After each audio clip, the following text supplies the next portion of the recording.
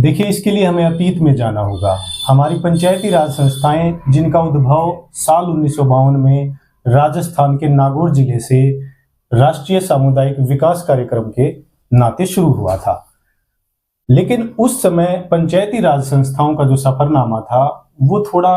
कमजोर मैं मानूंगा, क्योंकि उनको संवैधानिक अधिकार उस समय प्रदत्त नहीं हुए। और हमारे देश की जो सामाजिक संरचना है उसमें पंचायतें या पंचायतों जैसे संघ होने के उल्लेख इतिहास में, आप चाहे वैदिक इतिहास में जाइए, आप चाहे मुगल काल में जाइए, आप चाहे जिस समय पे अंग्रेज हमारे देश में थे उस समय जाइए, उस समय भी ग्रामों का अस्तित्व और पंचायती राज संघों का अस्तित्व हमें देखने को मिलता है। साल 1993 में जो पंचायती राज आज संस्थाएं हैं उनके लिए जो एक अधिनियम उस समय सरकार में पारित हुआ और जिसके आधार पर पंचायतों को संवैधानिक अधिकार दिए गए,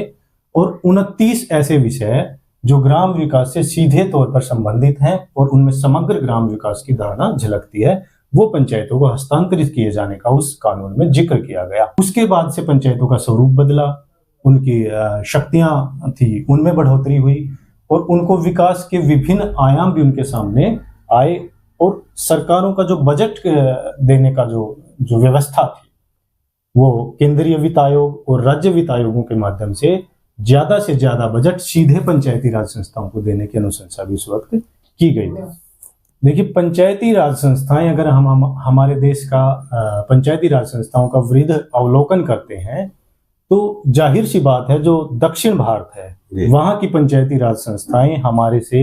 कई कदम आगे हैं। ये पंचायती राज संस्थाओं को सुदृढ़ करने की जो आवाज पंचायती राज जनप्रतिनिधि काफी समय से उठा रहे थे, सरकार ने उस पर विचार करके इनके अधिकारों में कुछ वृद्धि की है, और इससे कहीं ना कहीं पंचायती राज संस्थाओं के जो